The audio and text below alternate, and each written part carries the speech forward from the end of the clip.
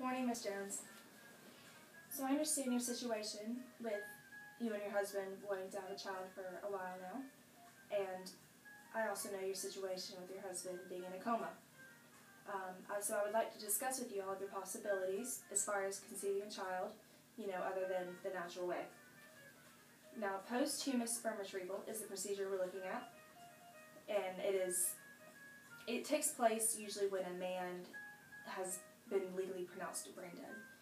So there are different forms of this procedure. The first one is called microsurgical epididymal sperm aspiration, and it is surgery. It's where a small incision is going to be made in the epididymis, and sperm will be aspirated and collected that way. Another option is percutaneous sperm aspiration. If you don't like the sound of surgery, this is non-surgical, so no surgical cuts will be made, and it is generally painless. The retrieval rate for this procedure is also very high. It's between 80 and 90%, so those are pretty good odds. Your last option would be the one that I would choose. However, it is the most expensive. It is called electroejaculation, and it is a procedure where an electrical charge is going to be applied to his reproductive organs in order to obtain that sperm sample for you to use later on. What's going to happen is a probe will be inserted into his anus, and a slight electrical charge will be applied to the probe, causing contraction of his prostate and pelvic muscles, resulting in ejaculation. Excuse me.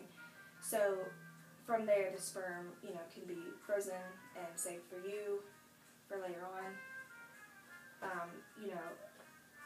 As with everything, there are good and bad sides. That's pretty much life. And so I'll start with the good. I like this option for you. I think that it is a good option because you have been trying to have a child for a while now. I don't see anything wrong with it ethically. I don't see how anybody could really turn this around on you, I guess I could say. I think that if you just talk to your family about it and discuss with them, they will tell you,